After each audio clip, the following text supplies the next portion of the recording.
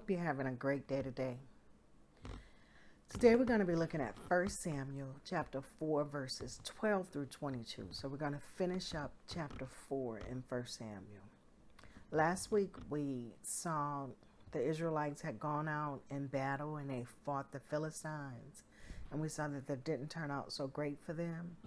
Not only did they lose tens of thousands of men, their ark was also captured. And this week, as we pick up in chapter 4, to finish off chapter 4, we find Benjamin comes back to Shiloh to tell them what happened. Do any of you guys remember seeing The Wiz? You remember when Eveline sang that song, No Bad News? I can only imagine that must be how Eli felt. No bad news. Don't bring me no bad news. If you remember, Benjamin he first came and he told everyone, like he went to the center of town and told everyone what had happened. The people were in such an uproar, so much noise was being made, that Eli, who was sitting and waiting, it said, for the fear of the ark. So he was sitting and waiting. He in turn asked what had happened. Benjamin comes to him. Benjamin begins to tell him what had happened.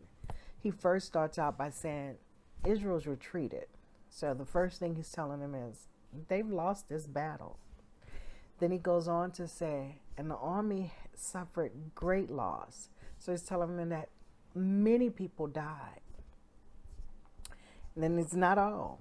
Then he begins to tell him, he says, and then he tells him, and your sons died.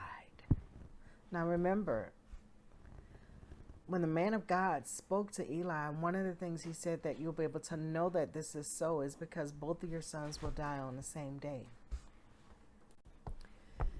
And then he says to the high priest, who's actually in charge of the maintenance of the ark, he tells him the ark has been captured.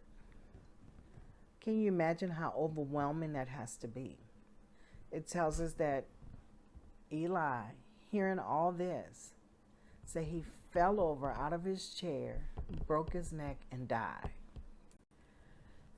Maybe Eli had a heart attack. Maybe he had a stroke. This was just too much for him to bear. But at any rate, he died. And if that's not enough bad news for this family, there's even more.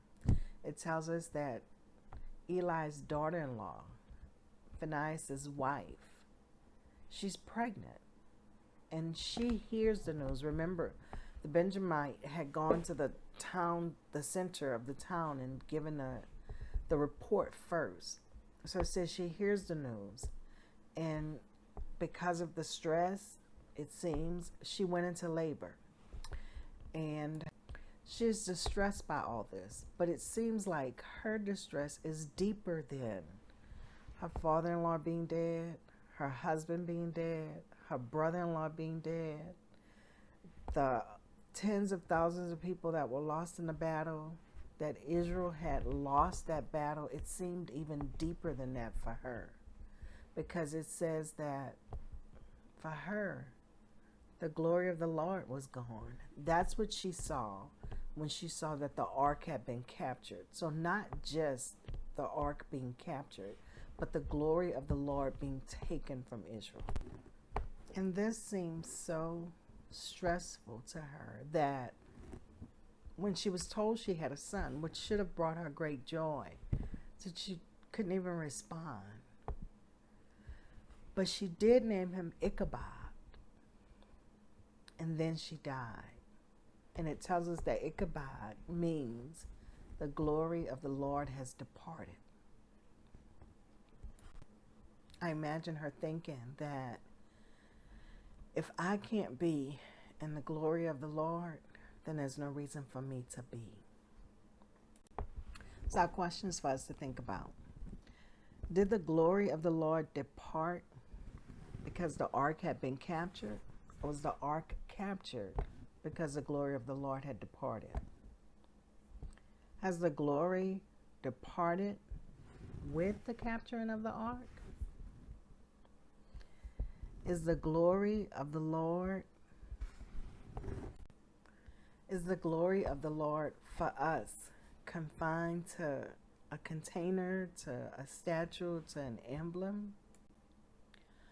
Do we live like the glory of the Lord is always with us? Think about those questions, and we'll talk about them some more tonight. See you soon.